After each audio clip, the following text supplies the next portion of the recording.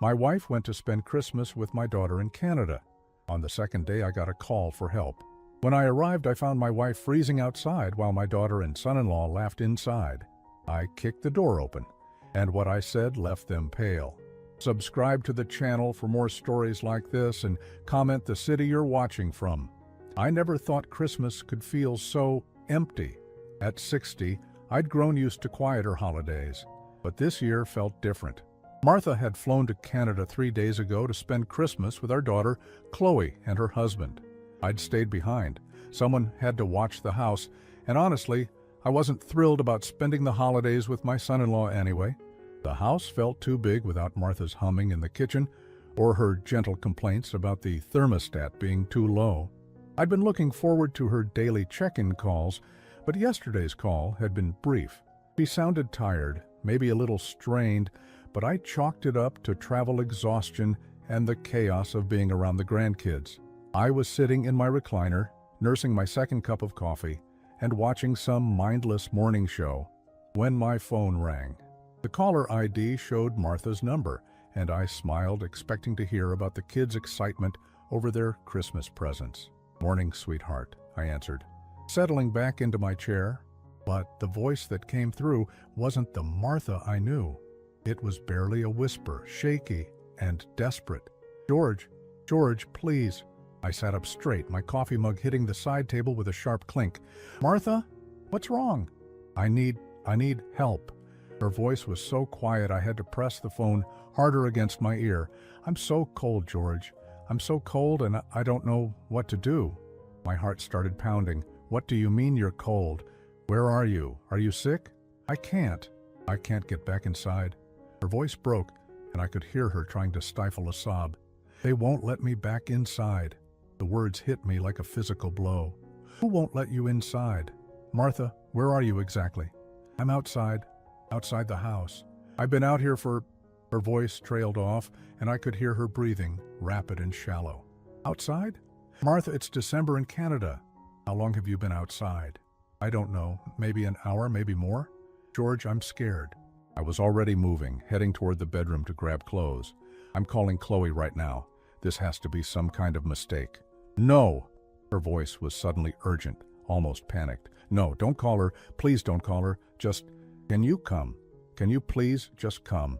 I stopped in my tracks. In 35 years of marriage, Martha had never sounded like this. Not when her mother died, not during her cancer scare 5 years ago, not ever. This was terror in her voice, pure and simple. "Martha, you're scaring me. What happened? Did you and Chloe have a fight?" I questioned something. I asked about how they talked to the children, and her voice got even quieter. And things got bad very quickly. I felt something cold settle in my stomach. "Bad how? Martha, talk to me." "I can't feel my fingers anymore, George. I can't feel my fingers, and they're laughing inside. I can see them through the window, and they're laughing." The phone started to slip from my hands. "They're laughing? While you're outside in the cold?" "I have to go. I think I hear someone coming." "George, please." The line went dead. I stood there in my bedroom, staring at my phone like it might suddenly make sense of what I'd just heard. My wife, my Martha, who wouldn't hurt a fly, was locked outside in Canadian winter weather, while our daughter and son-in-law laughed inside a warm house. I immediately tried calling back. It went straight to voicemail. I tried again. Same thing. I called Chloe's number, my hands shaking as I dialed. It rang 4 times before Chloe answered, her voice bright and cheerful. "Hi, Dad. Merry Christmas." "Chloe, where's your mother?" "Oh, Mom's fine. She's just taking a little walk, getting some fresh air." The casualness in her voice made my blood run cold. "A walk? Chloe, it's below freezing there." "Well, you know, Mom." She needed to cool down after our little disagreement. There was something in Chloe's voice I'd never heard before. Something that sounded almost amused. What disagreement? And why isn't she answering her phone? "Dad, you're being dramatic. Mom will be fine. She just needs to learn that she can't come into our house and start criticizing how we raise our children." I felt the world tilt slightly. "Criticizing? Chloe, your mother called me in tears saying she's been locked outside for over an hour." "Locked outside?" Chloe laughed, and the sound made my skin crawl. That's so typical of Mom being dramatic. The door isn't locked. She can come in any time she wants to apologize. Apologize for what? For overstepping, for thinking she knows better than us about our own children. I sat down hard on the edge of the bed. This wasn't the daughter I'd raised. This wasn't the little girl who used to crawl into my lap when she was scared, or the teenager who called me crying when boys broke her heart. Chloe, I'm booking a flight right now. Dad, that's ridiculous. This will all blow over by tomorrow. No, it won't.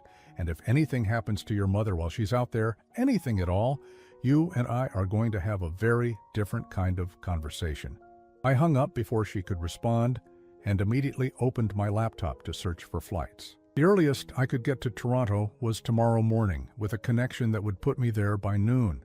As I booked the ticket, my hands were trembling, not from age, not from the cold house, but from something I'd never felt toward my own child before. Fear. Fear of what she'd become, and fear of what I might find when I got there. I tried calling Martha 15 more times that day. Every call went straight to voicemail. The flight to Toronto felt like the longest 6 hours of my life. I'd barely slept the night before, calling Martha's phone every hour on the hour until finally giving up around 3 a.m. Each call went straight to voicemail, and each unanswered ring felt like a knife twisting in my chest.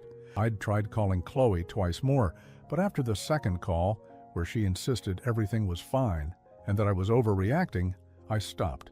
There was something in her voice that I didn't recognize, something cold and dismissive that made me feel like I was talking to a stranger wearing my daughter's face.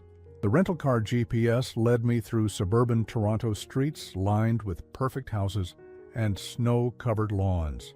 Under different circumstances, I might have appreciated how picturesque it all looked. Today, all I could think about was Martha somewhere in this cold, possibly hurt, possibly worse. Chloe's house sat at the end of a quiet cul-de-sac, a 2-story colonial with a perfectly manicured front yard and expensive cars in the driveway.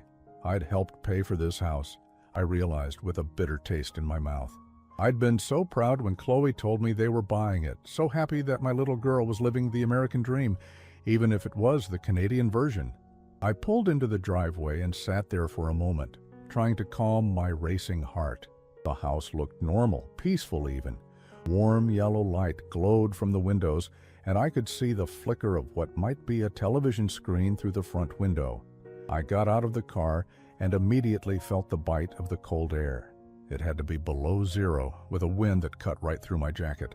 The thought of Martha being out in this weather for any length of time made my stomach clench. I walked up to the front door and was about to knock when I heard something that stopped me cold. Laughter. Bright, carefree laughter coming from inside the house. And then I heard a sound that made my blood freeze in my veins. A soft tapping, like someone knocking, but barely audible. I followed the sound around the side of the house, my heart pounding so hard I could hear it in my ears. And there, pressed against the side wall near a small window, was Martha. I almost didn't recognize her at first. She was hunched over, her arms wrapped around herself, wearing nothing but the light sweater and slacks she'd probably worn to travel. Her lips were blue, her face was pale, and she was shivering so violently I could see it from 10 feet away. "Martha!" I called out, running toward her. She looked up, and the relief in her eyes was so profound it nearly brought me to my knees. "George," she whispered, her voice barely audible. "You came." I reached her and immediately wrapped my arms around her. She was so cold she felt like ice, and when I touched her hands they were stiff and barely responsive. "My God, Martha, how long have you been out here?" "Since yesterday afternoon," she said through chattering teeth. "I tried to get warm by the window, but—" She gestured weakly toward the house. I looked through the window she'd been near, and what I saw made my vision go red around the edges. It was the living room, and Chloe was sitting on the couch with her husband, both of them laughing at something on TV. My grandchildren were playing on the floor nearby, completely oblivious to their grandmother freezing just outside the window. The worst part was that I could tell they knew she was there. Every so often, one of them would glance toward the window with what looked like amusement. Not concern, not worry, amusement. "They know you're out here," I said, my voice coming out lower and more dangerous than I'd ever heard it. Martha nodded weakly. I knocked on the door this morning. Chloe answered and said I could come in when I was ready to stop being difficult. Difficult? The word came out like a growl. I asked them to stop yelling at the children. That's all, George. The baby was crying, and instead of comforting him, they were screaming at him to shut up. When I said something, they told me it wasn't my business how they raised their kids. I looked at my wife, this woman who had never raised her voice to our own daughter, who had spent countless hours reading bedtime stories and bandaging scraped knees and teaching Chloe how to be kind. And my daughter had left her outside in freezing weather for the crime of protecting children. When I wouldn't apologize for caring about my grandchildren, Martha continued, her voice getting weaker, they told me I could think about my attitude outside. I felt something inside me snap, not break but snap into place, like a bone setting after being broken. For the first time in years, I knew exactly what I needed to do. Martha, honey, I'm going to get you inside and warmed up. But first, I need you to stay right here for just one more minute. Aha, she nodded, though I could see the fear in her eyes at the thought of me leaving her alone again. I walked to the front door and tried the handle. Locked. I knocked hard enough to rattle the door in its frame. Chloe opened it after a minute, and her face cycled through surprise, annoyance, and then a practiced smile. Dad, you actually came. That's so sweet, but really unnecessary. Where's your mother? I told you, she's outside. She can come in whenever she wants to stop being stubborn. I looked past her into the warm house, at my son-in-law who was still watching TV as if nothing was happening, at my grandchildren who deserved better than parents who would leave an elderly woman outside in winter weather. Chloe, I said, my voice deadly calm, I'm going to give you exactly 10 seconds to step aside so I can help your mother, and then you and I are going to have a conversation about what kind of person you've become. For the first time since I'd arrived, I saw something flicker in her eyes. Not remorse, not shame, but something that might have been uncertainty. Dad, you're being ridiculous. Mom is fine. She's just being...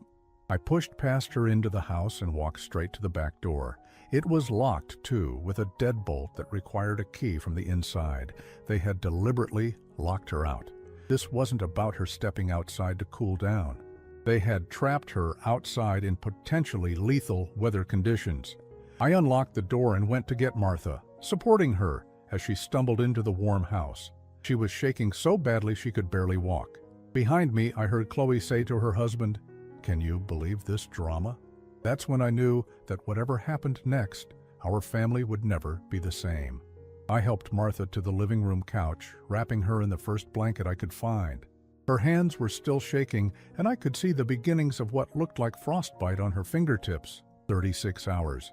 My wife had been outside in below freezing weather for 36 hours. We need to get you to a hospital, I said, examining her pale face and blue-tinged lips. I'm okay, Martha whispered, though we both knew she wasn't. I just need to warm up.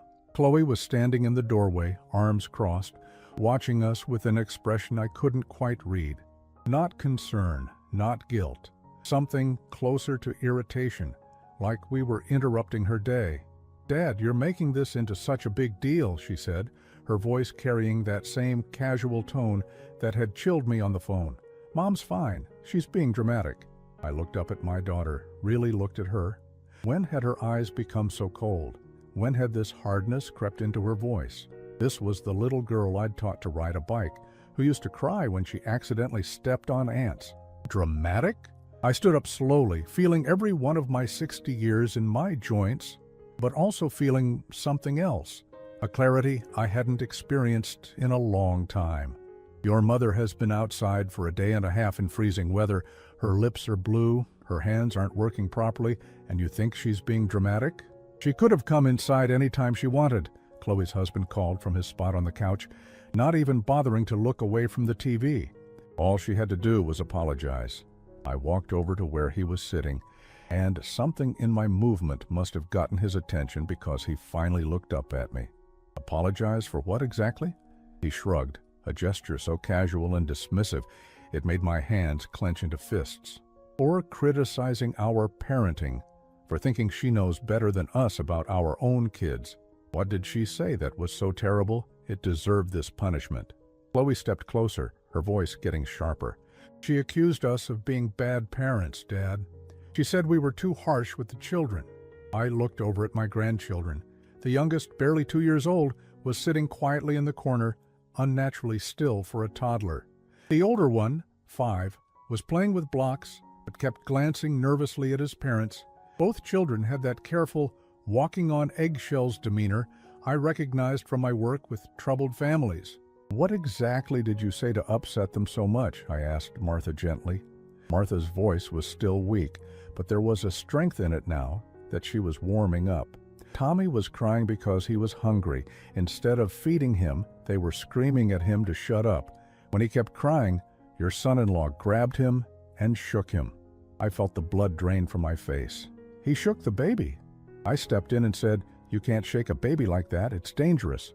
That's when they told me I was overstepping and needed to mind my own business. Chloe's husband stood up now, his face flushing red. That kid never stops crying. He needs to learn that crying doesn't get him what he wants. "He's 2 years old," I said, my voice getting dangerously quiet. "He cries because that's how 2-year-olds communicate, and you never, ever shake a baby." "Don't tell us how to raise our kids," Chloe snapped. "You and Mom had your chance with me. These are our children." I stared at my daughter, and for the first time in her life, I saw her clearly.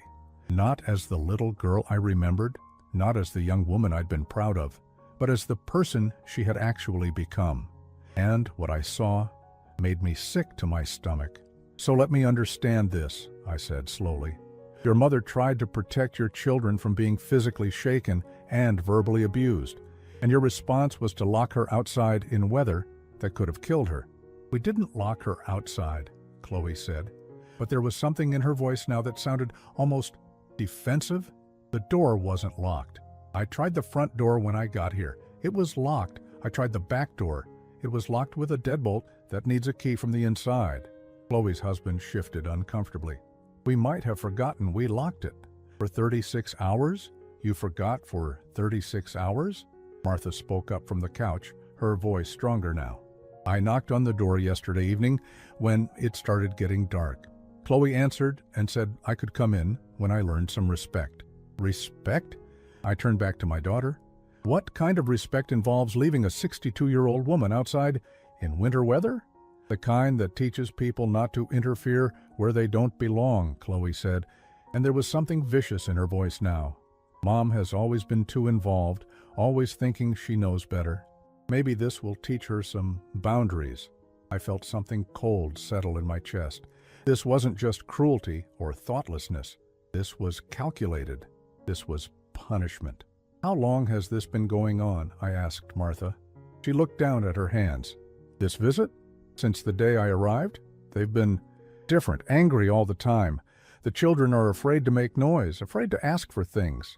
"No, I mean, how long have they been treating you like this?" Martha was quiet for a long moment. "Remember when I came back from my last visit and I was so tired? I said it was the travel, but what? But they made me sleep on the couch because I disagreed with them about bedtimes. They said their house, their rules, and if I didn't like it, I could find somewhere else to sleep. I felt the world tilt again.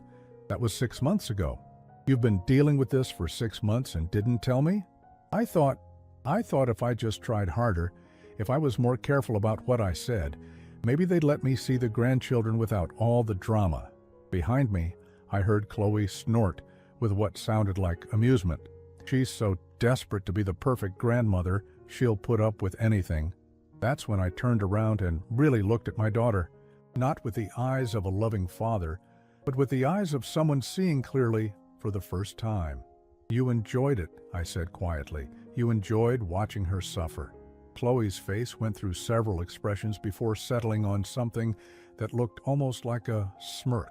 "I enjoyed watching her learn that she can't just waltz in here and take over. She's your mother. She's a guest in my house, and guests follow the rules or they leave." I looked around the room one more time. At my wife, still shivering despite the blankets. At my grandchildren, sitting too quietly, too carefully. At my daughter and her husband, who seemed to think what they'd done was not just acceptable, but justified. "Pack your things, Martha," I said quietly. "We're leaving." "Dad, don't be ridiculous," Chloe said. But for the first time, there was something uncertain in her voice. I walked over to where she was standing and looked down at her. She was my daughter, my little girl, but she was also someone who had nearly killed her own mother out of spite. "You want to know what I think is ridiculous?" I said, my voice so quiet that everyone in the room had to strain to hear it. "I think it's ridiculous that I raised a daughter who could do this to someone who loves her unconditionally." And then I said something that I knew would change everything between us forever. Something that made both Chloe and her husband go pale with understanding of just how far they had pushed things. "I know what you've been doing with the money I've been sending you," I said quietly, watching as both Chloe and her husband went completely still. "And I know about the drugs." The silence in the room was deafening. Even the children seemed to sense that something important was happening, because they stopped playing and looked up at us with wide, frightened eyes. Chloe's face went through a series of expressions: surprise, fear, defiance, and then something that looked almost like relief, as if she was tired of hiding. "I don't know what you're talking about," she said, but her voice lacked conviction. "The money I've been sending for the children's activities, for their school supplies, for their clothes, none of it went to the children, did it?" Martha looked up at me from the couch, confusion clear on her face. "What money?" I kept my eyes on Chloe as I answered. "For the past 2 years, I've been sending them $500 a month. Chloe told me they were struggling, that the kids needed things, that her husband's job wasn't enough to cover the expenses." "We were struggling," Chloe's husband said defensively, but I held up a hand to stop him. "I did some checking on the flight here, called your mortgage company, your credit card companies. You haven't made a mortgage payment in 4 months. Your cards are maxed out. But it's not because you don't have money coming in." I pulled out my phone and opened my banking app, showing them the screen. 2 years of $500 a month, $12,000, plus the extra $1,500 I sent for Tommy's medical bills that you said insurance didn't cover, plus the $3,000 for the car repairs you needed last spring. Martha was staring at me now, her mouth slightly open. "George, what are you talking about? What medical bills? What car repairs?" "There were no medical bills," I said, still looking at Chloe. "Tommy never had any medical problems, and they didn't need car repairs. I found out what they really needed the money for when I called your neighbor." The neighbor had been more than happy to talk to me. Apparently, there had been several complaints about loud parties at all hours, people coming and going at strange times, and what looked like drug deals happening in the driveway. "Mrs. Patterson was very concerned about the children," I continued. "She said she's called child services twice because she was worried about what was happening in this house." Chloe's husband jumped up from the couch. "That old bitch needs to mind her own business." "Sit down," I said, and something in my voice made him actually take a step back. "Mrs. Patterson also told me about the time she found Tommy wandering in her backyard at 2 in the morning while you two were passed out inside." Martha gasped, her hand going to her throat. "Tommy was outside alone?" "It was one time," Chloe said quickly. "We had the flu, we were sleeping heavily." "You were high," I cut her off. "Both of you." Mrs. Patterson said Tommy was in his pajamas crying, saying he couldn't wake up Mommy and Daddy. I looked around the room again, seeing it with new eyes. The expensive television, the gaming system, the designer furniture, all of it purchased with money they'd told me was for their children's needs. "The drugs started small, didn't they?" I said to Chloe's husband. "Probably just marijuana at first, then prescription pills. Now it's cocaine, isn't it?" His face went white. "How did you—" "Because I'm not stupid, and because Mrs. Patterson described the people she's seen coming and going from this house. She gave me license plate numbers. I ran them." This was partially true. I had talked to Mrs. Patterson, and she had given me concerning information. The rest I was inferring from what I'd observed: the paranoia, the aggression, the complete lack of empathy they'd shown toward Martha. "You've been using our grandchildren as leverage to get money for drugs," I said to Chloe. "Every time I sent money for the kids, you were really asking me to fund your addiction." Martha struggled to stand up from the couch. "Chloe, please tell me this isn't true." For a moment, my daughter looked like the little girl I remembered. Her face crumpled, and I thought she might break down and confess everything. But then her expression hardened again. "You don't understand the pressure we're under," she said. "You don't understand what it's like trying to raise kids with no help, no support. No help? Martha's voice was getting stronger, and there was anger in it now. I've watched those children every time you asked. I've cleaned your house, done your laundry, cooked your meals. What more help did you want? You're always judging us, Chloe shot back. Always making us feel like we're not good enough parents, like we're doing everything wrong. Because you are doing everything wrong. The words came out louder than I intended, and both grandchildren started crying. I took a deep breath and lowered my voice. Look at them, Chloe. Look at your children. The 5-year-old was trying to comfort his little brother, patting his back and whispering, "It's okay," in a voice that sounded far too mature for his age. These children had learned to take care of each other because their parents couldn't be counted on. This is what your drug use has done, I said quietly. Your children are raising themselves. We're not addicts, Chloe's husband said, but his voice was shaky now. We party sometimes. Everyone needs to blow off steam. You party with money meant for your children's food and clothes while your mother-in-law sleeps outside in freezing weather. Does that sound like reasonable behavior to you? Martha had moved over to where the children were sitting, and they immediately gravitated toward her, seeking the comfort their parents had failed to provide. Watching her with them, seeing how naturally they turned to her for safety, made everything even clearer. The children know, don't they? I said. They know something's wrong with Mommy and Daddy. Chloe looked at her children clinging to Martha, and for a split second, I saw something like shame flash across her face. But it was gone almost immediately, replaced by defiance. There's nothing wrong with us that wouldn't be fixed if everyone would just leave us alone and let us parent our own children. Parenting involves actually taking care of your children, I said, not using them as emotional blackmail to get drug money from grandparents. I walked over to where Martha was sitting with the grandchildren and knelt down beside them. Hey guys, I said gently, would you like to come stay with Grandma and Grandpa for a while? The 5-year-old looked up at me with eyes that seemed far too old for his face. Will Mommy and Daddy be okay if we go? The question broke my heart. This little boy was worried about parents who had shown him nothing but instability and anger. Mommy and Daddy need some time to work on some grown-up problems, I said carefully, but Grandma and Grandpa would love to have you visit for a while. Behind me, Chloe exploded. You can't take our children. You have no right. I stood up and turned to face her. I have every right to protect these children from parents who are more interested in getting high than keeping them safe. We'll call the police, her husband threatened. Please do, I said calmly. I'd love to explain to them why my wife was locked outside for 36 hours while you were inside with 2 small children.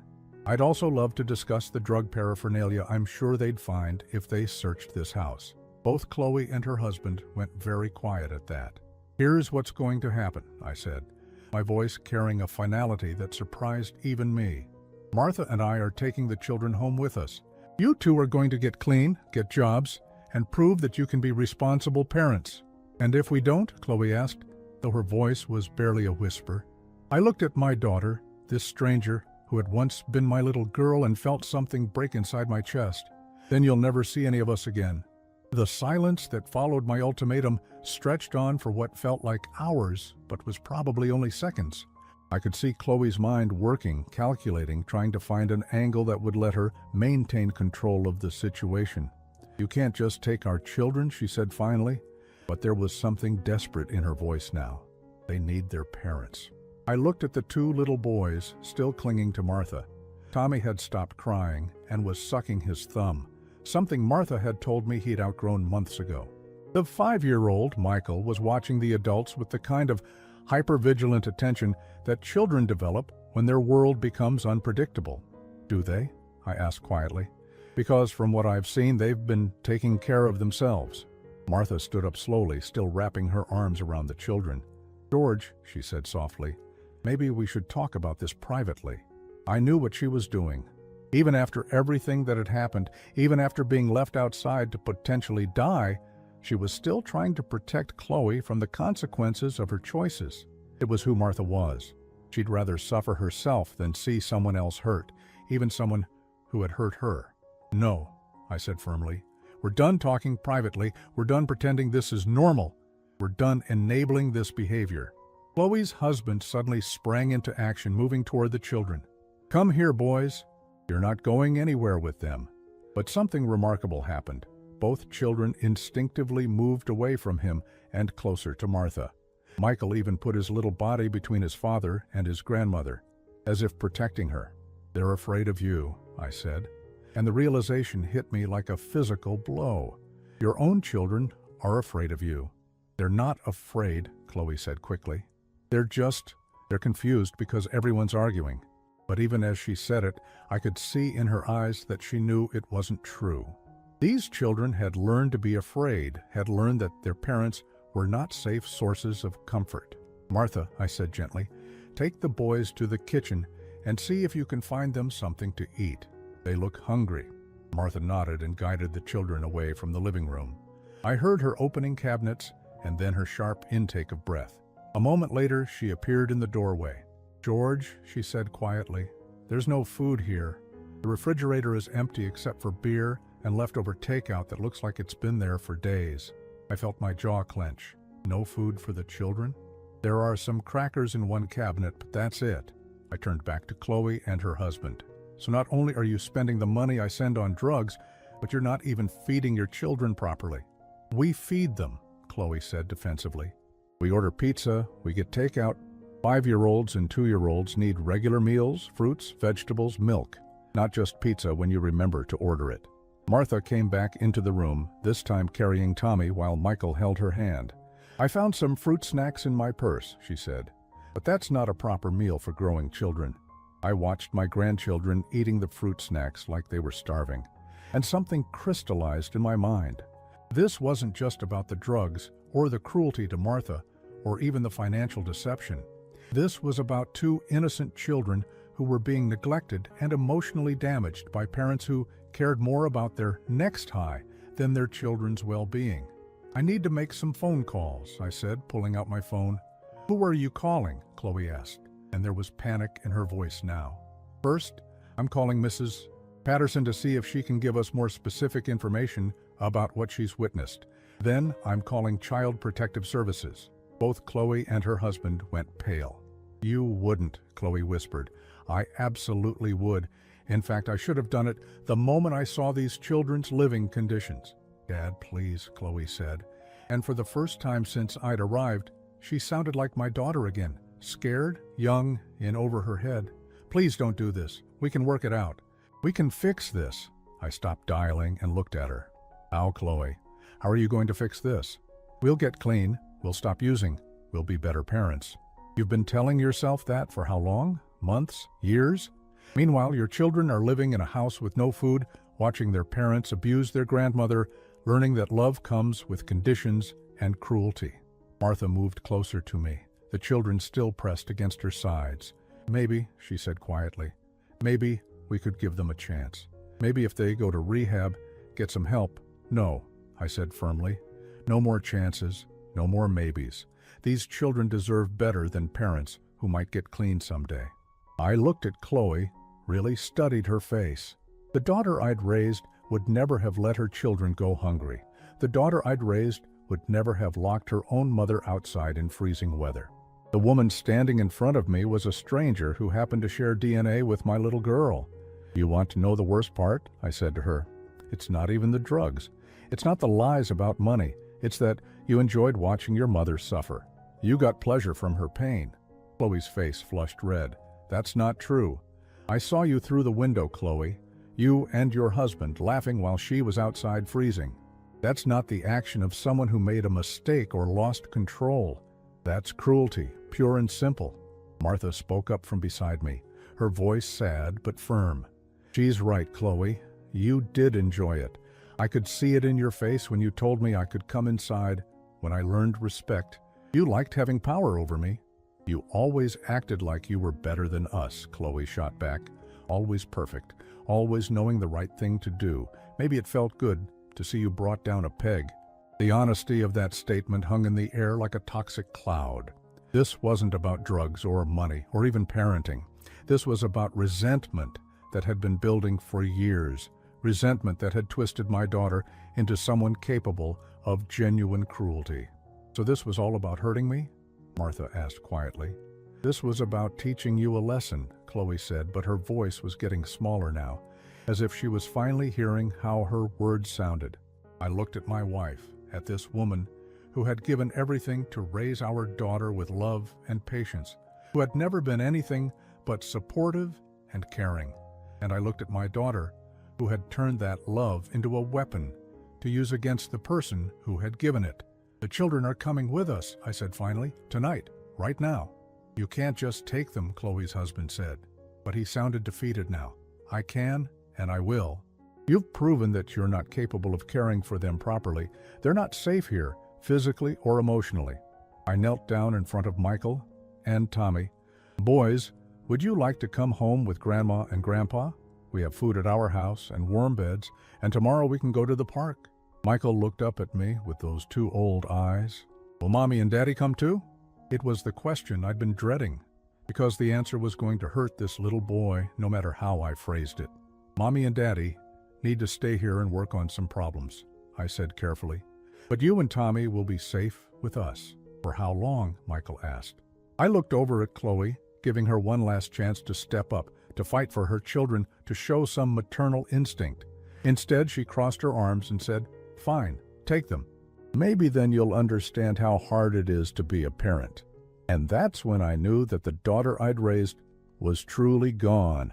6 months later, I stood in our kitchen watching Martha make pancakes while Michael helped by carefully measuring flour, and Tommy sat in his high chair, babbling happily and making a mess with his scrambled eggs. The morning light streaming through our windows illuminated a scene I'd never thought I'd experience at my age, raising young children again. The transition hadn't been easy. Those first few weeks, both boys would wake up screaming from nightmares. Michael would hoard food in his room, convinced it might disappear. Tommy would flinch whenever anyone raised their voice, even in laughter. Martha and I had to learn how to be parents again, but more than that, we had to learn how to heal children who had been damaged by the people who should have protected them. "Grandpa, look!" Michael held up his flour-covered hands proudly. "I measured a whole cup." "That's perfect, buddy," I said, ruffling his hair. "You're getting to be quite the chef." The transformation in both children had been remarkable. Michael had started talking more, asking questions, acting like the curious 5-year-old he should have been all along. Tommy had begun sleeping through the night and had stopped that heartbreaking habit of flinching when adults moved too quickly around him. But the real transformation had been in Martha. She'd thrown herself into caring for the boys with the energy I hadn't seen in years. It was as if having them here had given her a purpose that went beyond the polite retirement activities we'd been filling our days with. "The social worker is coming this afternoon," Martha said quietly, as she flipped a pancake. I nodded. We'd been working with Child Protective Services for months, navigating the complex process of gaining custody of our grandchildren. The system wasn't designed for situations like ours, where grandparents had to step in to protect children from their own parents. The doorbell rang, interrupting my thoughts. I glanced at the clock, too early for the social worker. "I'll get it," I said, walking toward the front door. Through the peephole, I saw Chloe standing on our porch. She looked thin, too thin, and there were dark circles under her eyes. For a moment, she looked like the little girl who used to run to me when she was scared. I opened the door but didn't invite her in. "Dad," she said, her voice small. "Can we talk? Where's your husband?" "We separated 2 months ago. I'm in a program now, rehab. I'm clean." I studied her face, looking for signs of deception, but she seemed genuine. Still, I'd learned not to trust appearances when it came to my daughter. "How long have you been clean?" 47 days. She said it with the precision of someone counting each day as a victory. Behind me, I heard Martha's sharp intake of breath. She'd come to the doorway, wiping her hands on a dish towel. "Chloe," Martha said quietly. "Mom?" Chloe's voice broke slightly. "I'm sorry. I'm so sorry for what I did to you." Martha stepped closer, and I could see the war playing out on her face. The mother's instinct to forgive and comfort fighting against the hard-learned wisdom of someone who'd been deeply hurt.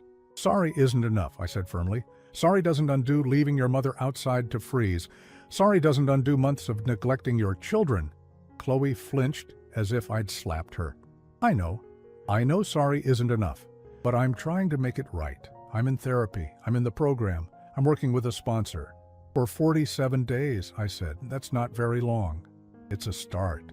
Her voice was stronger now. I want to see my children. And from the kitchen, I heard Michael's voice calling for Martha. Grandma, my pancakes are ready. Chloe's face crumpled at the sound. They sound happy.